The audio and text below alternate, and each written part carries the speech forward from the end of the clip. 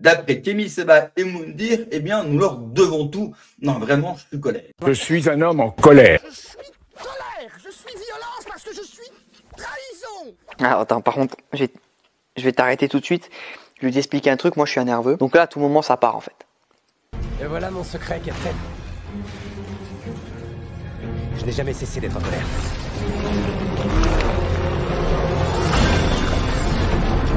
Mounir avait déjà commencé dans l'émission TPMP par nous dire que sans ses ancêtres, on n'aurait pas gagné la guerre et que sans eux, on n'aurait pas pu reconstruire la France. Et oui, d'après Moundir, si il ne serait pas venu en France, eh bien, on serait à dos de dromadaire. Enfin, je crois que c'est plutôt son peuple qui est à dos de dromadaire. D'ailleurs, pendant que eux sont toujours à dos de dromadaire, nous, on a construit des trains, des fusées, l'arme atomique. Nous avons fait des choses pendant que eux, en fait, n'ont pas évolué depuis 10 000 ans. Et cette semaine, j'ai eu le plaisir de regarder l'excellente émission animée par mon ami Mike Borowski, JPTV, qui recevait Kémy Séba. Vous savez, Kémy Séba, c'est un Éric Zemmour à l'envers qui prône la rémigration de son peuple en Afrique. Ça, pour le coup, c'est une bonne chose.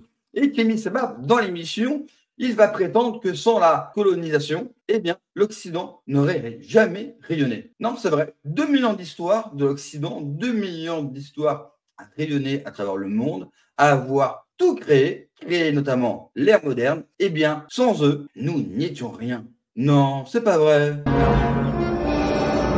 Non, ce n'est pas vrai. C'est impossible. Merci, c'est vrai. C'est largement possible. Et oui, Napoléon, l'Empire romain, la Grèce antique, tout ça n'a jamais existé. Il le dit dans l'émission, c'était de la merde.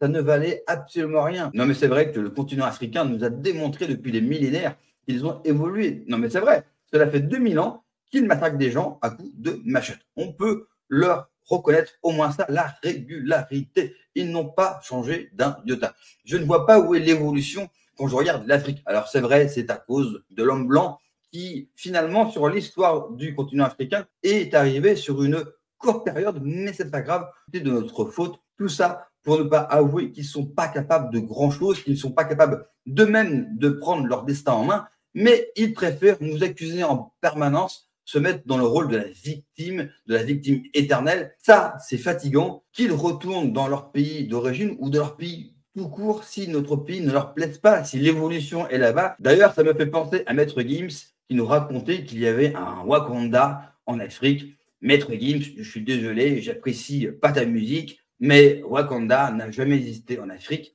et n'est pas prêt d'exister. Non, c'est pas vrai. Non, ce n'est pas vrai. C'est impossible. Et oui, Maître Gims, Moundir, Kémy Séba, l'Afrique est très très loin de l'évolution. Pourquoi? Parce que quand on continue à tuer des gens à machette et qu'on n'a pas compris qu'on pouvait utiliser une arme en métal avec un projectile en métal, qu'on pouvait faire des choses beaucoup plus propres, eh bien, on ne peut pas évoluer. Alors oui, c'est vrai, ils ont des gens qui détournent toutes les ressources. Oui, c'est vrai, ils ont des dirigeants qui détournent toute l'aide qu'ils reçoivent. C'est vrai, mais le peuple africain a finalement fait très peu pour prendre son destin en main et a toujours attendu l'aide extérieure. Reprenez les travaux de Bernard Lugan. Il nous l'explique très très bien, notamment avec un pays comme l'Algérie. L'Algérie, ce n'était même pas un pays, c'est un pays créé par les Français et toutes les infrastructures de pays ont été construites, payées par les Français. Et vous savez quoi? Depuis, eh bien, ils n'ont toujours rien fait. Et oui, la fameuse évolution Wakanda pour toujours.